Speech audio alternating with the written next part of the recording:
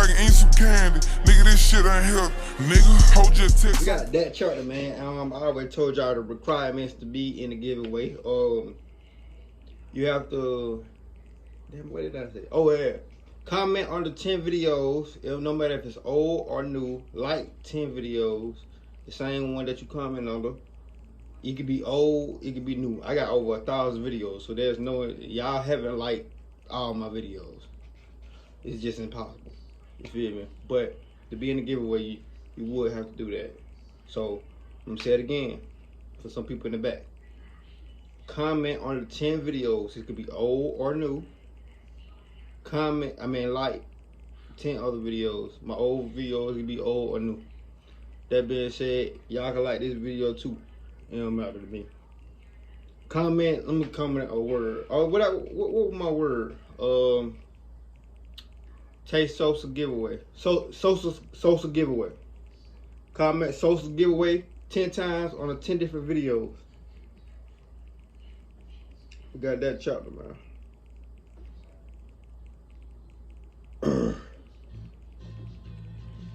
1986, and a group of students were at the Oregon Episcopal School, a private boarding school, and they were gearing up for the expedition. The plan was a 12-hour trek to summit Mount Hood.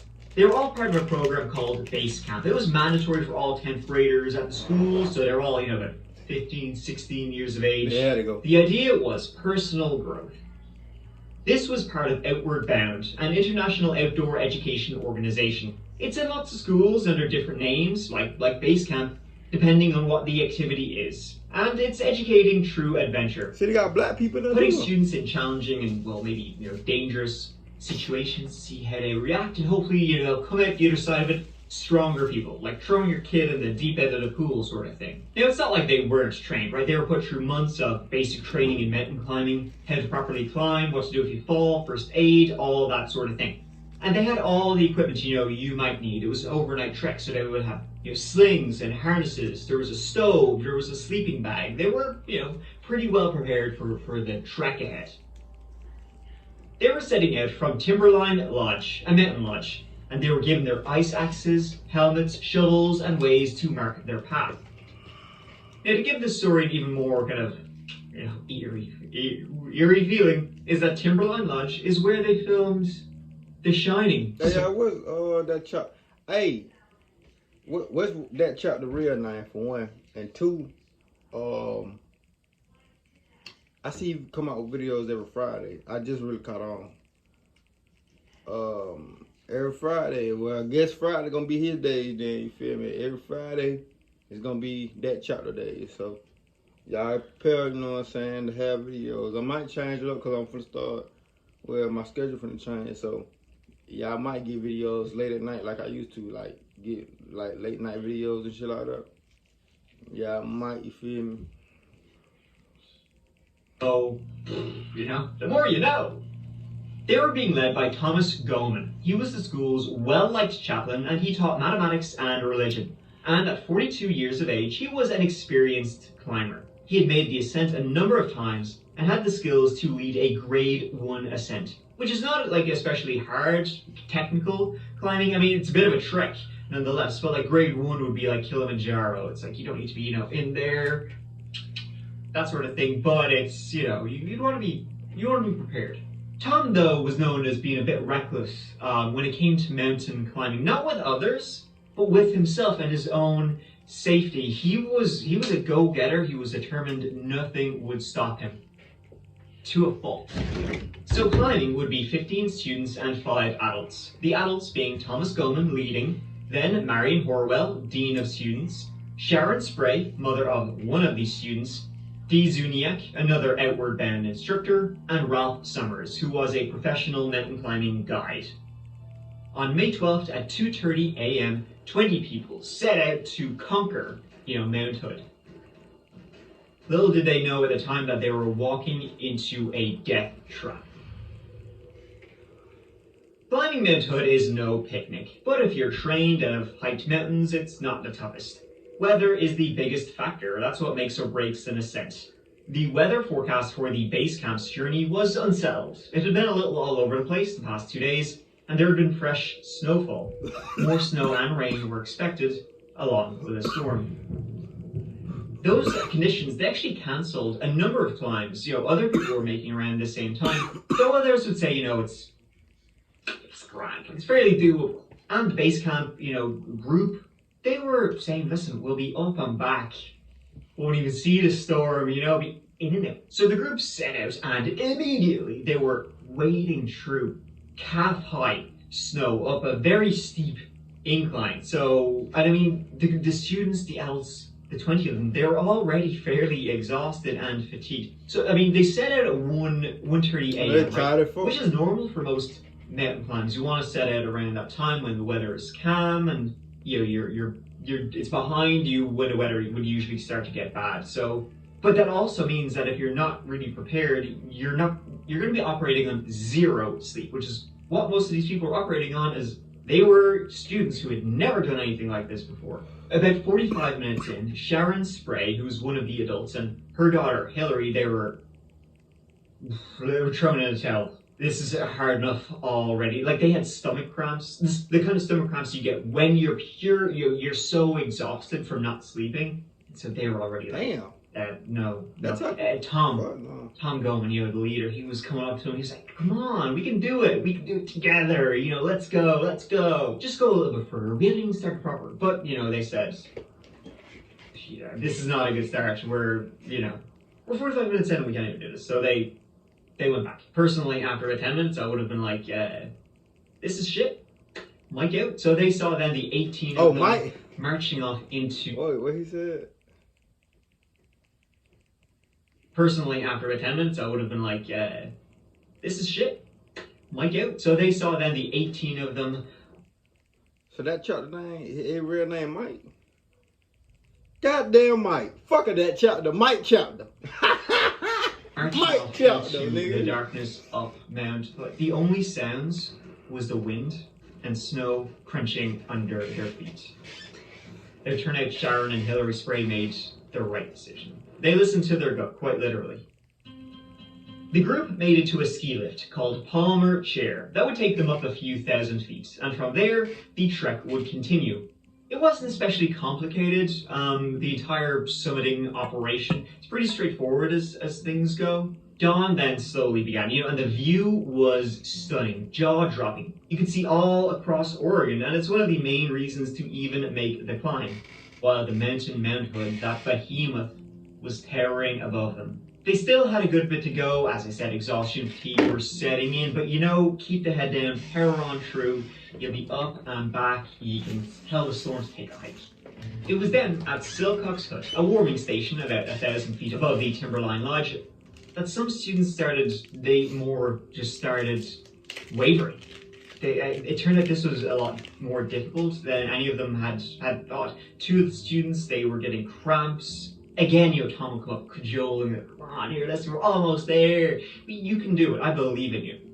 Yeah. But they didn't believe in themselves, and so they said, listen, we're sorry, I don't blame him. I would have loved to. So school chaplain, he was always there for the kids, but so he was thinking, I don't want you to give up, when we're so close, for your own sake. You'll be the one missing out, but they wanted to go. He's like, listen, well, here, when we're telling the stories later back at the lodge, don't come crying to me. But at this stage, good couple of hours into it, dawn had begun breaking. They were an hour behind schedule. And so they still were thinking they're good for time, but with a storm rapidly approaching, an hour behind schedule. Dinner with Panera, freshly prepared with clean ingredients. Fuck Panera. What are you doing? My reaction. Not a good place to be. They continued trekking through the snow. They were the only people on the mountain that day, and two more students would. Tro and the Tell, and in fact, one of the base ground instructors, Dee Zuniak, she would end up I'm not gonna lie, if I would have understood this, and I seen two already flagged out, two more than flagged out, I would have flagged out too. I ain't gonna even lie, and I don't even do mountain climbing. I would have did that shit the first She didn't want 15 to. minutes. She was suffering from snowblind. snow blindness. So UV rays bouncing off the snow burns essentially it's eyeball sunburn, which is exactly as delightful as it sounds. Incredibly uncomfortable, incredibly painful for her to be there. So she was like, listen, Man, you know, hell no, he trying to kill him. adios. She was shielding her eyes, waiting. The now 13 of them were climbing the mountain, and Tom was there. You know, the 13 people who were left going up. He was there. He was the cheerleader. He was going around. He was cracking jokes. He was in the middle of the group, and so he was, you know, keeping morale up. He's like, guys, let's go do this. Come on, you know, we're almost there. And then Dee Zunyep left about 11:30 a.m. and it was approximately an hour and a half after she left that they noticed the wind picking up. And it wasn't like a slow thing. This was like, boom, the storm hit like a freight train. Well, whoop-de frickin' do. Visibility dropped to almost nothing in the space of 5 minutes, while strong gusts of wind were hitting them like sledgehammers. The snow had come back and temperatures were dropping dramatically. Now at this point, Ralph Summers, the professional guide, was saying here, listen, this is a bad idea. We hope to be up and back before the storm hasn't even hit, and we're not even up yet. Never mind getting back. We should turn around now while we still can. But Tom, listen, storm's gonna be fine. We're almost there. Let's just push on through. We can do this. Ralph, just, you know, keep an eye on the kids. Kept walking. Ralph again. Tom, turn around. I'm a professional guy. This is why you hired me. We can't. This is too dangerous. They're kids. We can't take them up on this. Tom, still, stubborn as all hell. We can do this. We can do this. Then Ralph finally, he went ahead about 30, 40 feet ahead. Tom, Could not see a group behind him at all, and he took one look at the trail they were supposed to be climbing and the storm that was ravaging this side of the mountain, and he said, no, I refuse. We are not continuing on in this weather. He went back to Tom, and Tom finally relented.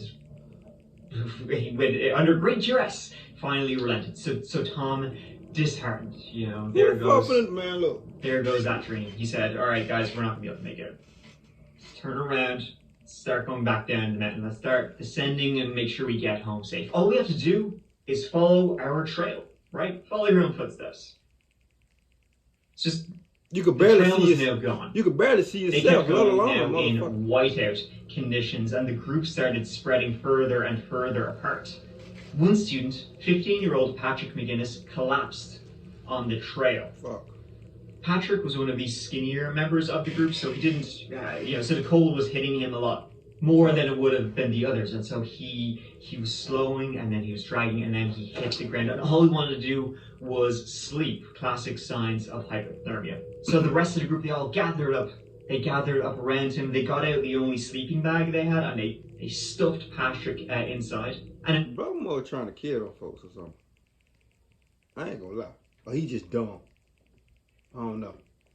another student, Susan McClade, she very bravely, she took off her own jacket, she took off her own boots, and she got into the sleeping bag with him and was hugging him, using her own body warmth to try and just stave off the hypothermia. Ralph, he got out the stove, he started heating up water, he put some lemon drops and melted them in the water, and gave that Patrick some hot sugary water to try and get his temperature back up. Staying there with Patrick, trying to almost revive him, that took about an hour, while the storm only got worse and worse. The trail was now nowhere to be seen, and Tom was leading them, and without seeing the trail, he was using his compass. He ended up leading them way off track. Instead of going down the mountain, they were going across the mountain. In a whiteout condition like that on a mountain, you can't tell the difference between the sky and the feet, where your feet are going. He eventually led them to the edge of a glacier, which only makes things dramatically worse when you're surrounded by crevasses and you can't see a bleeding thing. Ralph Summers then, he said, listen, I'm taking charge. We're going to try and cross this area, but just follow my footsteps. Don't put your feet anywhere else, only where I have put my feet. And slowly the group began to sidle across this frozen glacier area. They continued across, but now it was 7 p.m. and it was getting dark again. The storm not stopping. It was then that Ralph made the crucial decision to stop the group. They needed to hunker down, they needed to find shelter and just wait for a rescue, because if they stay out in this, they're all gonna die.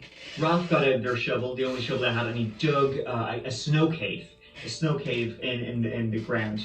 So people in. It was very, very small. People had to get on their hands and knees to get inside. It could only fit 6 people. There was 13 of them. The 6 who could fit in were all on top of each other, curled up. And I mean on top of each other, literally, faces in the snow walls while the roof was... They're in it, essentially. Especially because you were carrying all these heavy jackets, backpacks, all that sort of stuff. Some of them inside started getting panic attacks from the claustrophobia and felt like they could not breathe in there, that they were running out of air in this tiny little cave, while their own body heat was making the cave smaller and smaller as the roof started to drip down more and more, and a puddle of water should essentially everywhere around them. They were lying in it. But that was inside. The other option was outside in the blizzard. They took turns rotating who was inside and who was out. And Tom Goman, who was maybe feeling partially responsible for this situation they found themselves in, spent most of the time outside, seemingly punishing himself. And those inside could hear, barely, just over the gale force winds that were out there, just barely they could hear him screaming. When dawn arose on Tuesday morning, Ralph asked Tom to count to 10. He couldn't. The wind had sucked away pretty much all their equipment, including the shovel, and those who were inside the cave were at huge risk of being buried alive by all the snow that was falling. It was then Ralph decided to climb down to get help. Ralph and another student, Molly, descended and immediately vanished into the blizzard. The cave entrance was getting smaller and smaller every minute while the blizzard did not abate and it started getting dark. Everybody hold each other's hand. By evening of Tuesday, the cave, it was essentially a tomb. You could not see it from the outside. And there was 8 students who had managed to force themselves into that cave to find rescue. It could only hold 6, but they figured it out with the 2 others who got inside there. And if it was claustrophobic and people were getting panic attacks before, you can imagine what it's like now, but that's how bad it was. And the 3 who were outside had tried. Got ants? Don't call any pro. Call the Orkin Pro. Orkin, the best in pests. Sir, I don't have no pets. I don't plan on going nowhere. To get into the cave to seek shelter, but they couldn't even get a hand in. That's how tightly packed inside they were. Jesus Christ. And the snow kept falling on top of them and on top of them. However, by this stage, word had already begun to spread that they hadn't made it down the mountain. And Portland Mountain Rescue were at Timberline on Tuesday morning. Okay, the only thing you can do right now is wait for the weather. When the helicopters are pretty much useless because of the high winds and low visibility.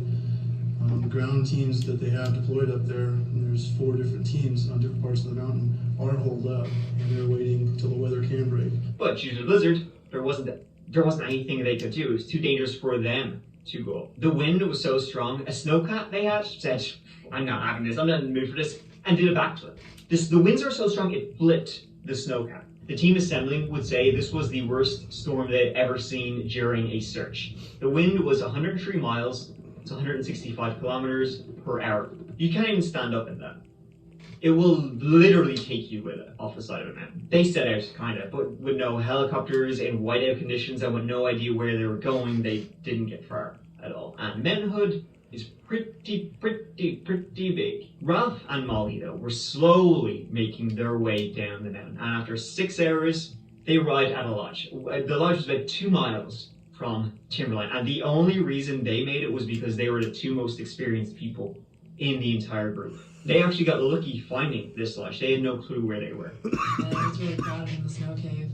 I had some problems with breathing and that kind of thing. What happened last night exactly? Well, we were trying to find our way back down. We came about 14 feet from the summit, and we had some problems with hypothermia with kids. It wasn't until Wednesday morning, and the group had been on the mountain since early hours of Monday, that the rescuers were finally able to get the snowcat going up the mountain. Helicopters in the air. The weather had calmed, and it was clear enough. And as the sun rose that Wednesday, they approached an area called White River Canyon. They saw 2 black dots in like the endless white, hoping this must be something they rushed over to. Going over, it was 2 bodies, curled up in the fetal position. The body temperature was half of what it should be. They were almost frozen solid. It was Alison Linsenberger and Aaron O'Leary. They were gone. and looking up, they saw a third black dot.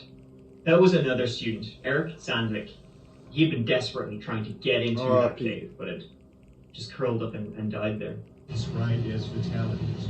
They're being rushed in their state, Which is? frozen at this point.